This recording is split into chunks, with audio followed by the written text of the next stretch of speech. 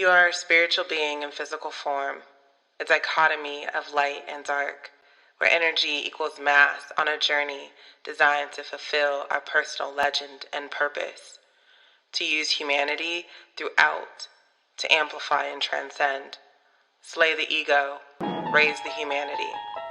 That's a signpost up ahead. Your next stop, the High Vibe Zone.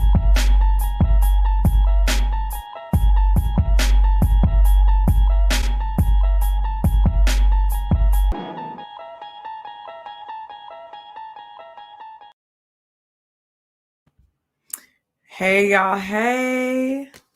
That's like my hype intro. Like I could just like listen to that and just be good to go. Welcome to the High Vibe Zone. I'm your host, Reese Fonts. We're gonna be talking about some cool stuff today. I'm so excited. If this is your first time in the High Vibe Zone, welcome. You are in the right place. You're not finding this by accident. If you are returning to the High Vibe Zone, welcome back. It's good to have your vibe with me today. Please drop your name, where you're joining from. What are you grateful for today? What is gratitude for you today? What is something you're grateful for today? Or it could be yesterday. Speak it out. What is that? Let me know. Drop it in the comments. I will be watching them and would love to give you a shout out for joining me today in the High Vibe Zone. And if you are not watching this live and just watching the recording, still light and love to you. Welcome. I'm so excited to have you today. We are going to be talking about something that lights me up. Birth. In one word, birth. It is something I can talk about all day and any time of the day. And I'll tell you why. So, in addition to running a couple companies, I'm also a birth doula. So, for those out there that don't know what a birth doula is, birth doulas are their partners with families. They're guides for families that are birthing their babies. So doulas usually come in. I like to come into the mix around like 16, 20 weeks or so. And we stay with the family. We help them educate on birth. And it doesn't matter what kind of birth that they're going to have, cesarean birth or vaginal birth. It doesn't matter. We come in and we talk, we work with the family, and we are in the birth room when they have their baby. And so that is one of my favorite things to do. It lights me up talking about birth. And before I go any deeper, let's pull an encouraging card, because this one it's important to start this off, kick this conversation off with that. But hold tight. That's what a birth doula is. And as I'm shuffling, what's really great about doulas or birth workers is they are really tailored to the family that is going through this experience. Some for the first time, some for the 8th time. Doesn't really matter. A birth doula is amazing. So if you are with child, and it doesn't matter who's carrying the baby, you are with child, talk to a doula. Have a conversation with the doula. We're amazing. Okay. So shout out to all the birth workers out there. And so because being a birth doula is so important and such a big part of my life, which I'll talk about in a second, I use a lot of birth analogy in the work that I do with my client partners and the companies that we serve around culture. So this conversation is exciting and I'm excited to have it. So, all right, encouraging card of the day. I'm pulling. What do we have here? Oh. Today is a good day to make someone's day. Where is my fire emoji? Can we wait, I actually added a few emojis, y'all. I'm gonna use my heart emoji. I love this one. Today is a good day to make someone's day. I think this is a reflecting, encouraging card of the day, because all we have is this day, this present moment. Tomorrow is not guaranteed to us. Yesterday is in the past. And when we think about making impacts as individuals, today is that day to make someone's day. And you don't have to, you know, give anyone tons of money or do anything elaborate. Sometimes it's your smile. Sometimes it's good morning. Sometimes it's, um, I really like your shoes. Um, it's just lighting up and then lighting the next person up. So, and what better day to do it than today? So, I want to just give a shout out to everyone that is making someone's day today. Love that encouraging card. Makes me reflect. What can I do today to make someone's day? What can I do? Where can I be? And, we don't necessarily have to be committed to or have conditions around the outcome, because that person is on their journey and you are on yours. But what can I do to position myself to make someone's day? Can I say a kind word? Can I just respond in light and love? Can I be kind? Just be kind. So, love this encouraging card of the day. Love that I have emojis. Makes me super happy. Okay, so let's continue. So I'm gonna talk to y'all a little bit about my journey on becoming a doula, because I think that paints the picture a little bit, sets us up for our conversation. So my journey of becoming a doula, I can't really remember the moment that I was like, I'm going to be a doula. I'm going to help people birth. I've always been fascinated and intrigued with pregnancies and love babies. You show me a baby, I'm just like, oxytocin levels go out of the roof, through the roof. And so, but I was at a company and I had just an urge to look into becoming a doula. And so I found a company that was training doulas out here in the Bay Area, and I signed up. And there was probably around 13 of us. And we went through some pretty extensive training in terms of learning the concepts of birth and being advocates in the birth room and removing ourselves from the birth so we aren't clouding the energy with our personal and past experiences, and just being able to hold space and empower. Essentially, that's what we're doing, is we are empowering the person through birth, and also the partner. There's been a lot of times where the partner is needing that guide during that time. And so one of the big lessons for me becoming a doula was I always had this wall up. I mean, I had a wall with everybody, and depending on our relationship, the wall was further or higher or thicker or whatever. It didn't matter.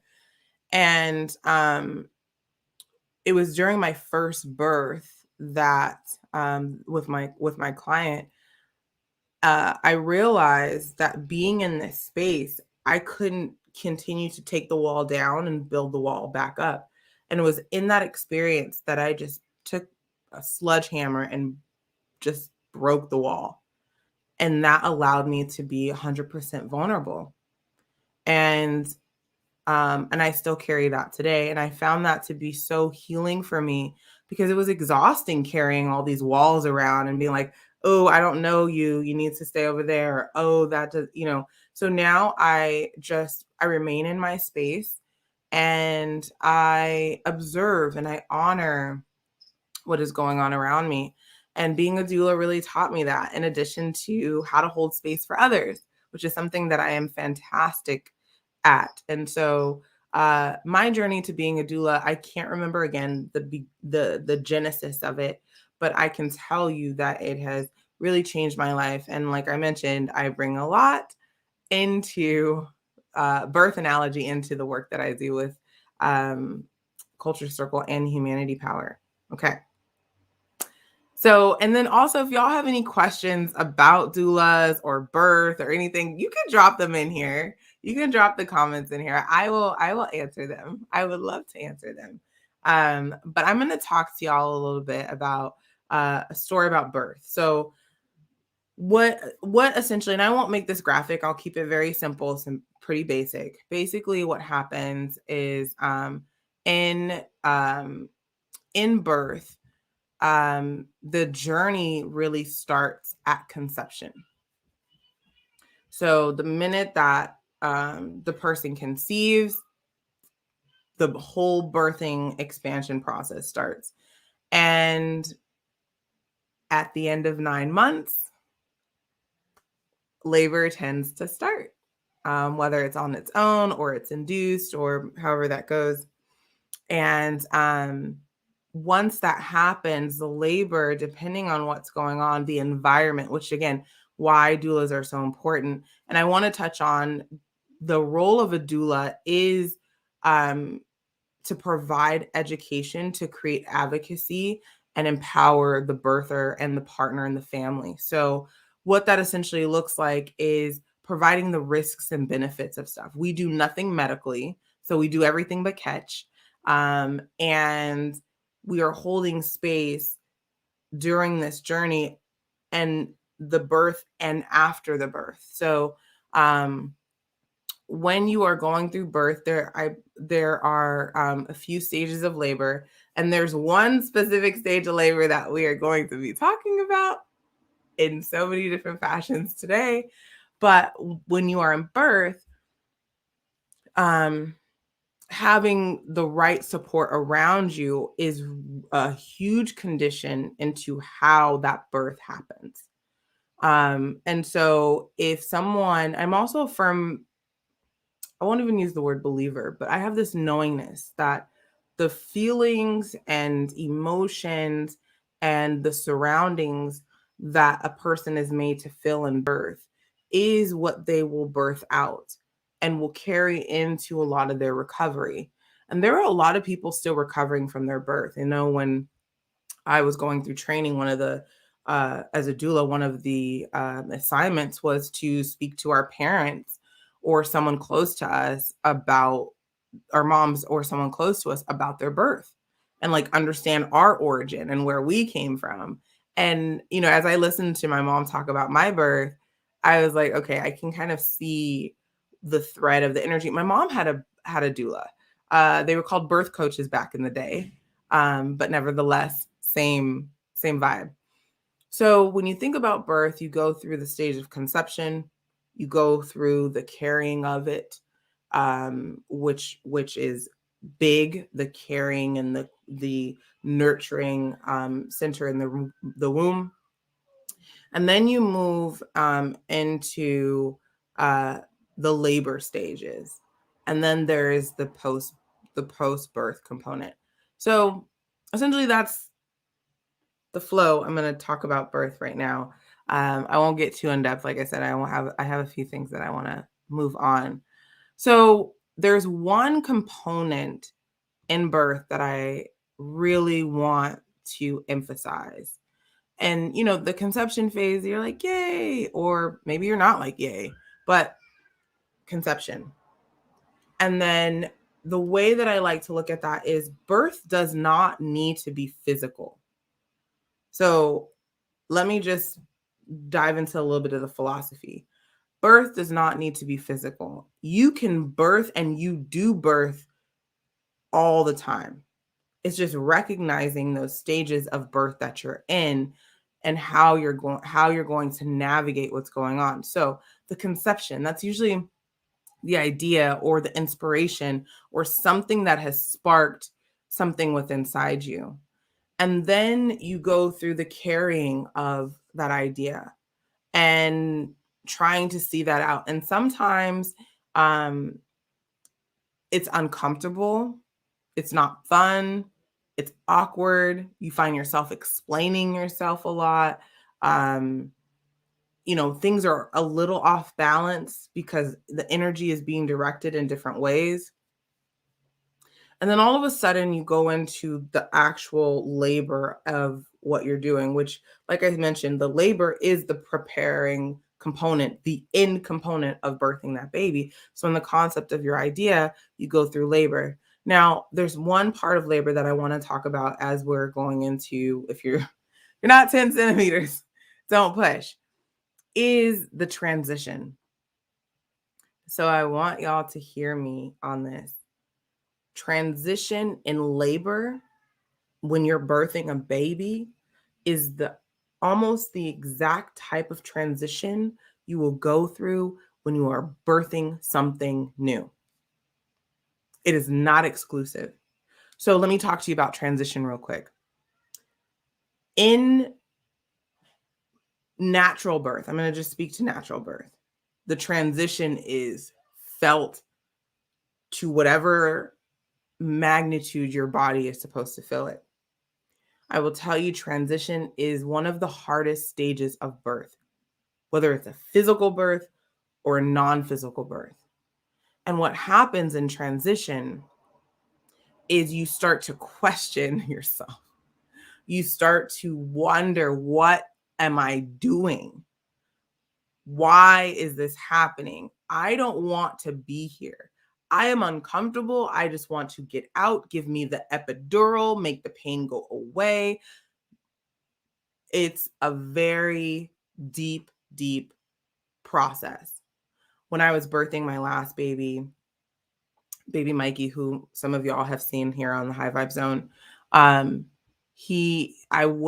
remember the moment I went through transition. So I'm laboring, and the midwife is there, and my birth, my labor didn't go as I planned it. I was planning on having all the kids out except for the little one, and as I'm laboring, all the kids are there eating lunch. And so, life isn't linear, and it was meant for everyone to be there. So anyway, I remember the moment I went through transition and the same description of thoughts that I just shared with you. I cannot do this. What is going on? Just get me just in the pain, in the process. Why did I even get pregnant in the first place? Like, all of these questions. Like, the midwife can't help me. My husband can't help me. The supporting midwife can't help me. My doula can't. Like, I just went into this deep phase of doubt. And that's what you will go through when you're in transition. So if something is going on in your life right now where you're questioning deeply, what is going, like, why am I here? I cannot get out of this. What is going, and things just seem to happen. You are in transition. And it's not necessarily a bad thing. Transition is needed for birth. It is one of the biggest components for birth. It's what brings us, transition not only brings us in full alignment, but it expands what needs to go through so we can birth, so we can hold that baby. We can see that idea come into a manifesting state. So I love the analogy of birth in a non-birthing way, and more or non-physical way, and more in like the ideas of what we're doing. And I believe this is, even if someone has not given physical birth, they are birthing. They are connected to the things that create, and thus they are giving birth. So if you are going through something, the job, the house, the this, the that, it just seems like a lot, you are in transition. Now, here's a but, I guess. I'll just say but. I don't have another word right now. Or maybe it's an if. Let's say if. If you choose to numb your transition, you will not get the full effect and magnitude of the alignment in that moment that is happening right now. So what does that look like? When you are, so I've had 4 babies in the hospital, 1 baby at home. I've had epidurals with the first 3. I didn't experience any transition. I just like laid there comfortably and someone was like, "Oh, you're ready to push." I had no idea. Versus my last 2 babies where I was like, something's happening. I'm ready. There's a difference with this. So how do you translate that into kind of what you might be going through right now? Numbing your transition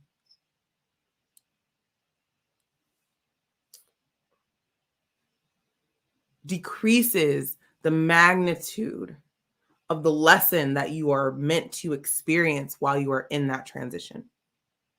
So while I went through all of that doubt in my transition, I transformed through that. And then what's really great is as you're going through that, if you're not numbing it, as you're going through it, somehow, I call them God incidences. Somehow, no coincidences, God incidences. Somehow, some people come alongside you and you're like, where did you come from? How did you enter my life? And they give you just enough to get through. For me, it was the midwife. And in most home births, they and versus a hospital birth, they don't check you often. And by check, I mean they don't check to see how dilated you are as often. The midwives usually try and stay away from that. The reason why they do that is because there is a risk of contamination just by each time that they do that. So the midwife hadn't checked me at this point, but she recognized that I was in transition. I didn't know that she had recognized, because that was another thing. I was like, I'm going through this. You don't understand. She knew I was in transition. I didn't know that. And so the midwife had checked me and said, you're 7 centimeters. I kid you not, y'all. I'm in full labor. My husband is on the side of the bed. I come out for a second. I look at my husband and I say, go get me some peanut butter, some water, and something else. I'm about to get this baby out. And then I go back in. She gave me a moment of hope, of there is an end. There, you are doing it. You're not trying to do it. You are doing it. And how that parallels with non-physical birth is somebody during your transition will come along in your life and you'd be like, how did you get here? You came and had the right exact word for me. What you said changed my complete vibe and circumstance. We have no control over those people and when they come in and when they come out, but they are meant for a time such as this for a transition. So, I want to go back to something I mentioned earlier, numbing the transition. You can do that. You can do that. Just like in birth, you can get the epidural. You can do it. There is no judgment there. One of the things that I recognize in non-physical birth that we tend to do, especially here in America, is we tend to numb with drugs, alcohol. I watch a few different shows, and a lot of them, if they had a long day, they're like, oh, I need a drink. And they're just drinking. We tend to numb, and I'm not talking about drugs in a medicinal use. I'm talking about you're doing it to escape. Food is a big one. Watching and consuming yourselves with other people's lives. We numb this process of transition. And does the birth happen? Yeah, it's going to happen regardless.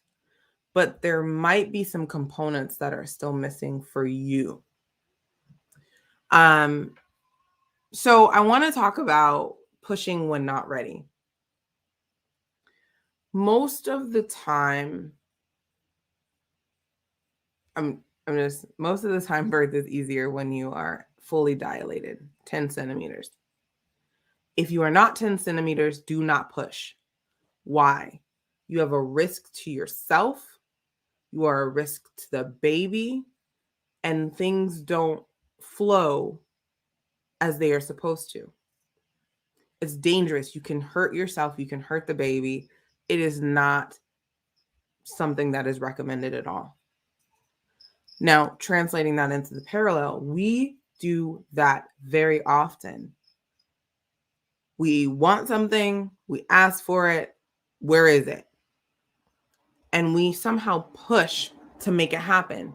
Now, how, like, I'm trying to figure out in this moment, how do I give an example of what it looks like to push when you're not 10 centimeters? The best way I can say is things don't flow in a line. Things do not flow in a line. You will meet so many blockers and road stops, and you're like, okay. And because of the resilience or something you want so bad, you will force your way through that. You will stay at a job that does not serve you longer than you're supposed to. You will stay in a relationship that you are no longer in alignment with because you're trying to just, get through it. That is going opposite of the path of least resistance. In birth and in nature, everything flows in beautiful alignment without any interference of us or others.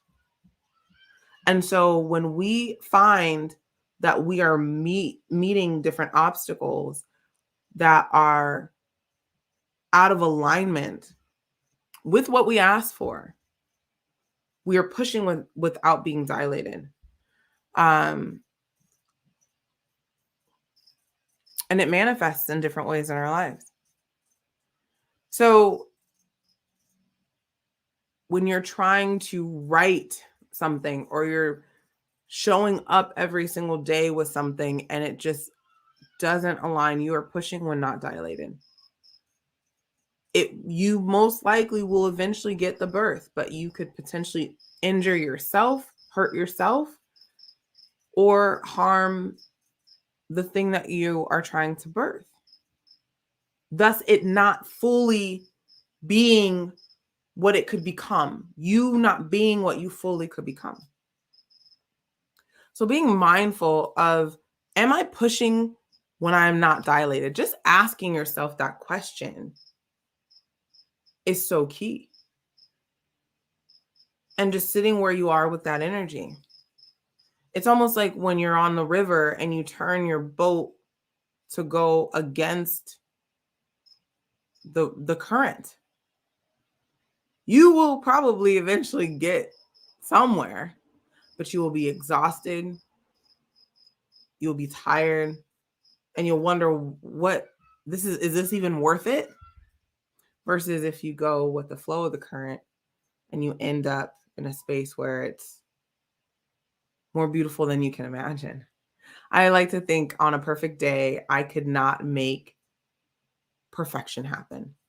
The conversations, the alignment with people that I've met, I couldn't have mapped out the day to sequence all of the variables that were meant to happen for a time in that moment. And so when we are pushing, when we are not dilated, we are trying to force, we are trying to control. And, what comes to mind is this beautiful quote. Y'all might have heard it. God grant me the serenity to accept the things I cannot change, courage to change the things I can, and the wisdom to know the difference. Have the wisdom to know the difference between pushing and being ready to push.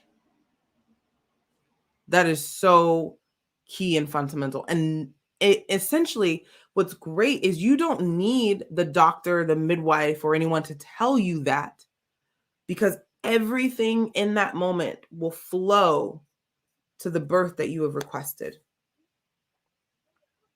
It requires patience. For babies, 9 months. For your book, could be a year. Life and time is not linear. Well, time is relative. Life is not linear, it's lunar. Humans are not linear, we are lunar. Humans are not linear, we are lunar. And so understanding those cycles, and it's so key that we pay attention to this. I haven't received one comment, but I know y'all hear and feel me, and it's great. If you have any questions, you can always reach out to me after this. Okay. So how do you know or sense when you are ready to push? I want to give you these steps. And I use steps because that's what people feel like, give me the steps on how to do this. Like, what are the steps? It really is more of a process. Because if you check these things off, you might have to go revisit. But I do have something that could be helpful. So hopefully you got your notebook ready. If not, revisit this when you do. The first step is know what you want. Know what you want from a space of you and not the expectations of others. That is key. Because if you go with the expectations of others, you will be led down a temporary path that leads to disappointment. I want to become a musician. My parents want me to become a doctor. Well, what path do you take? And one of the things I've mentioned here before is like, how do you find your purpose, or how do you find what you want? Probably starting with like your purpose and going into that. What breaks your heart? And go solve that. What makes your heart sing? And go do that. So fundamentally key. I'd say the second step is place your order. So ask. And when I think of place your order, I think of it in literal sense. Imagine you and I are sitting at a restaurant and we are looking at a grand menu. Like Cheesecake Factory has a lot of stuff. I haven't been at a Cheesecake Factory for years, y'all, but I still remember the menu. It's a lot of stuff. Is it still a lot of stuff? Someone let me know. But anyway, we are sitting at the table. You have found what you wanted, and you place your order, and the waiter writes it down. And then they ask me, what would you like? And I am sitting there stuck on this menu. I have a sense of what I want, but I'm not placing my order. I don't know if y'all can hear that. It's kind of loud.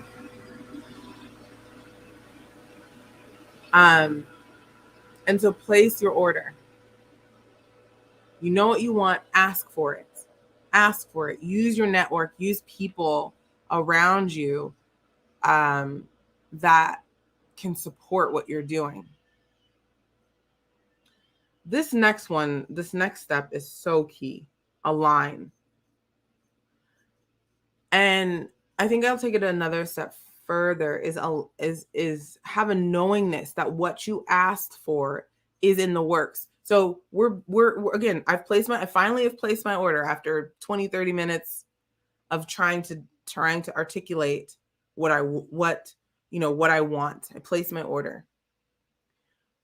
Imagine if I go into the kitchen, keep checking on the order, tell them, oh, I want this type of thing. I want that type of thing. I want this. One, they probably kick me out of the kitchen. Two, I probably would have messed it up. And I might not even get the order that I asked for.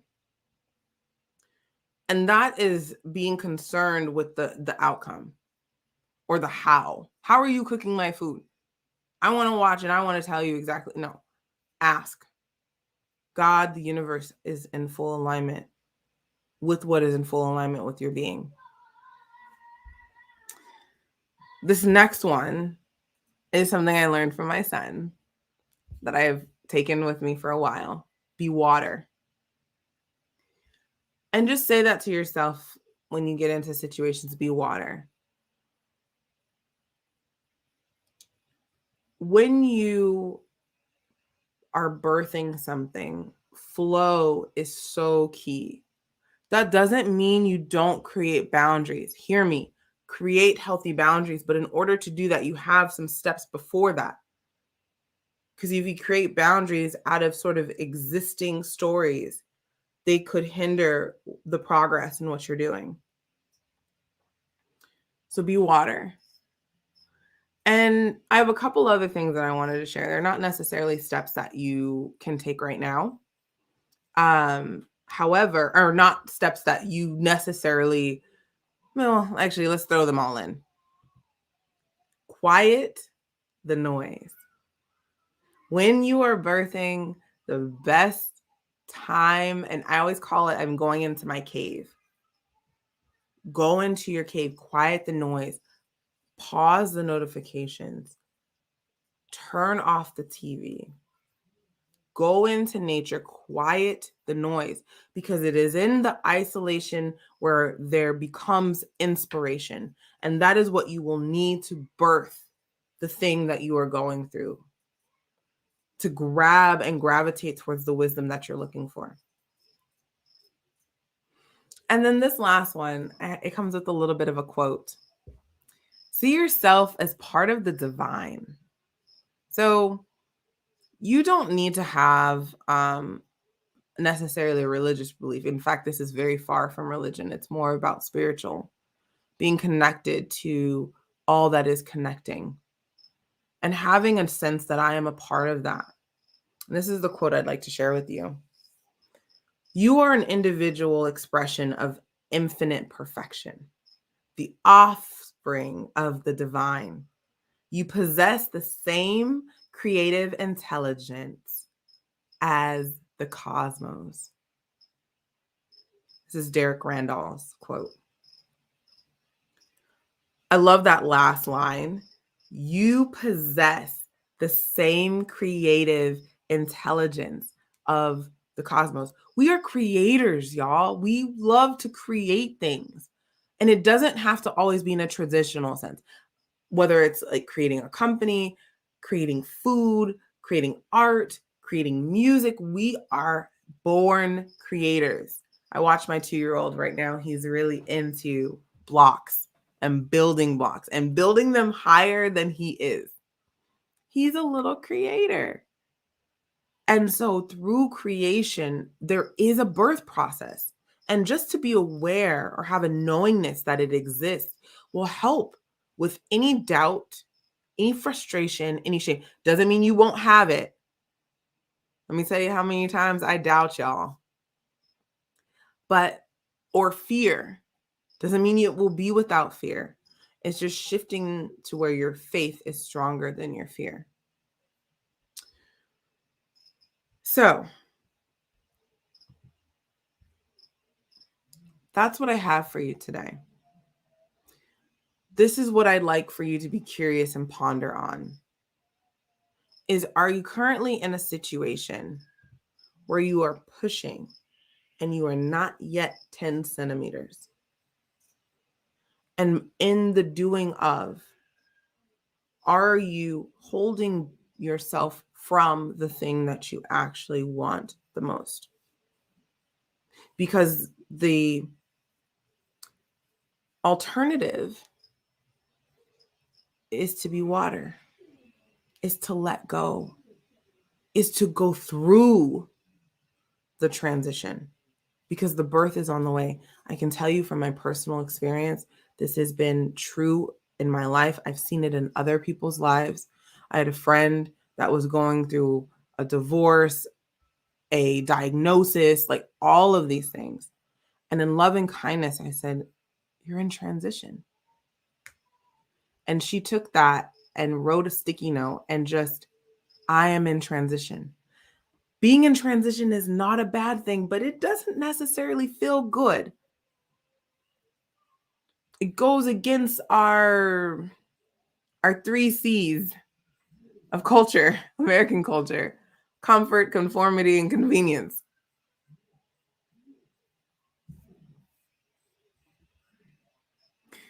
So if you are in transition right now, or if you experience transition sometime in the near future, I want you to think about or just meditate on what I've shared with y'all today. It is extremely valuable and has been in my life. I've seen it in other people's lives. And it is imperative that what you came here to do, you create in full magnitude. And in order to do that, you must understand when you are fully dilated. You must understand the concept of birth, non-physical. Physical also helps put it in perspective. You don't have to look at it from that way. And know that that nothing comes in void, which means if you are losing something, if you feel like I'm losing this, I'm losing that, or that, there is a parallel replacement that is bigger than you could ever imagine. So I'd like to send you out with this one quote that I really enjoyed as well. I've shared this before. I think I've shared this with in the breakdown with Felicia. If you want to find the secrets of the universe, think in the terms of energy, frequency, and vibration. What is the vibration around the things that you're doing? What is the frequency? What is the energy? If it is not in high vibration, where it doesn't bring you joy and peace, like the vibration of it, reassess. And if you're not getting what you want from a situation, check your energy. Make sure that you are tapped in to the being that you are, so you can become in full light and love. Thank you so much for being here with me on the High Vibe Zone. I'll see you next time. Have a beautiful rest of your day, week, and evening. Bye, y'all. You are a spiritual being in physical form, a dichotomy of light and dark, where energy equals mass on a journey designed to fulfill our personal legend and purpose, to use humanity throughout, to amplify and transcend, slay the ego, raise the humanity. That's the signpost up ahead. Your next stop, the High Vibe Zone.